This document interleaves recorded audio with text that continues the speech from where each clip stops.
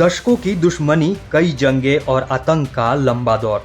लेकिन भारत पाकिस्तान अब एक नई शुरुआत की ओर। अब जमीन हो या आसमान, गोलियां नहीं, बातचीत होगी। भारत और पाकिस्तान के बीच अब युद्ध नहीं होगा। दोनों देशों ने युद्ध विराम की घोषणा कर दी है। विदेश सचिव मिस्री ने सीज फायर की जानकारी दी। भारत और पाकिस्तान के डीजीएमओ स्तर पर बात होगी, जिसकी पहली बैठक 12 मई को दोपहर 12 बजे होगी। सीज फायर की इस डील में अमेरिका की बड़ी भूमिका रही। अमेरिकी राष्ट्रपति डोनाल्ड ट्रंप ने बताया, अमेरिका की मध्यस्थता में रात भर चली लंबी बातचीत के बाद भारत और पाकिस्तान हमले रोकने को तैयार हुए।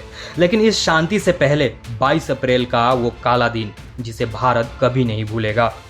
जम्मू कश्मीर के पहलगाम में आतंकियों ने धर्म पूछकर 26 हिंदू पर्यटकों को गोलियों से भून दिया था। इस हमले की जिम्मेदारी पाकिस्तान के आतंकी संगठन ने ली थी। हमले का मकसद था भारत में सांप्रदायिक तनाव फैलाना, हिंदू मुस्लिम दंगे कराना। लेकिन ऐसा नहीं हुआ और पाकिस्तान को एक बार फिर मुंह की खानी पड़ी। इस हमले के खिलाफ भारत एक साथ एकजुट होकर खड़ा हो गया और पहलगाम हमले का भारत ने तुरंत बदला लिया। ऑपरेशन सिंदूर के तहत भारतीय वायुसेना ने पाकिस्तान में घुसकर 9 बड़े आतंकी ठिकानों पर हमला कर दिया और बता दिया कि यह नया भारत है, घर में घुस कर मारेगा। भारत ने पाकिस्तान में घुसकर जैश ए मोहम्मद, लश्कर ए तैयबा के मुख्यालय और पीओके में चल रहे आतंकी ट्रेनिंग कैंप को तहस नहस कर दिया। इस ऑपरेशन में मारे गए आतंकियों में मसूद अजहर का साला हाफिज जामिल और यूसुफ अजहर भी शामिल थे। ये मिशन एक प्रीसाइज्ड मल्टी टारगेट एयर स्ट्राइक थी, जिसमें केवल आतंक के अड्डों को उड़ाया गया। आम नागरिकों को कोई नुकसान नहीं हुआ।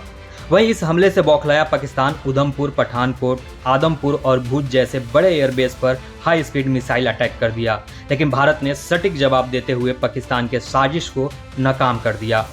दोनों देशों के बीच युद्ध जैसे हालात बन गए थे, लेकिन अब सीज फायर के लिए दोनों देश तैयार हो गए हैं। अब दोनों देशों ने बातचीत का रास्ता चुना है। लेकिन बड़ा सवाल ये है कि क्या सीज फायर अस्थायी रहेगा या ये सिर्फ एक ठहराव है तूफान से पहले, क्योंकि पाकिस्तान का धोखा देने का इतिहास रहा है। इस पर आपकी राय क्या है, हमें कमेंट कर जरूर बताएं।